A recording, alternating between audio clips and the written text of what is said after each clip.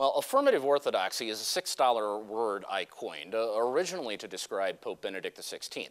And basically what it means is this: both elements in that formula are important. Orthodoxy means a tenacious devotion to traditional Catholic teaching and traditional Catholic practice.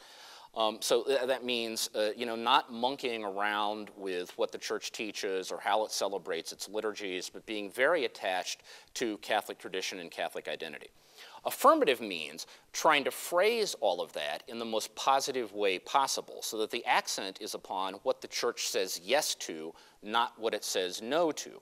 I think that in many ways has been Benedict XVI's style as Pope. You know, when he was elected, people talked about him as God's Rottweiler, the German Shepherd, the great Dr. No of the Catholic Church. And people almost expected that there was going to be this great flushing sound as all the dissidents were washed out of the church in one fell swoop. And instead, as he's traveled the world and as he has taught from Rome, I think what people have been most struck by is that this clearly is a doctrinal and political conservative, but it is somebody who is trying to put the accent on the positive. Now, the difficulty that Benedict XVI faces is that his version of affirmative orthodoxy is in some ways quite cerebral. I mean, it's theoretical. He's a great intellectual, but he's not much of a populist. I think what Tim Dolan is positioned to do, because he embraces that affirmative orthodoxy as well, but he can bring it to the mass market level. I mean, you could almost describe Tim Dolan as Orthodox Catholicism with a smile, because that really is who he is. I mean, he is the kind of guy who walks into any room, and he's not looking to pick a fight. He is looking to make people get along.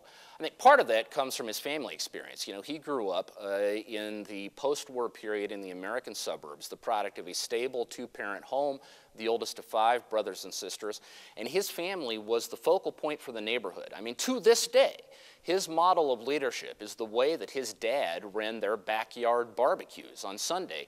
The dad would invite everybody in the neighborhood, and you would have Republicans and Democrats, Cubs fans and Cardinals fans, cats and dogs, and they would all come to his backyard. They would sit down over a few beers and some ribs, and they would get along.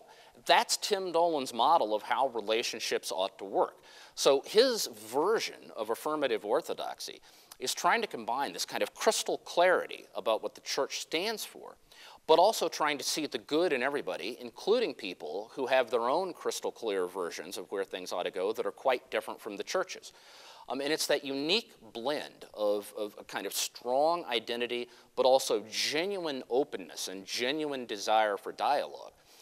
That in some ways was what was unique about Pope John Paul II, and it's what's unique about Archbishop Timothy Dolan.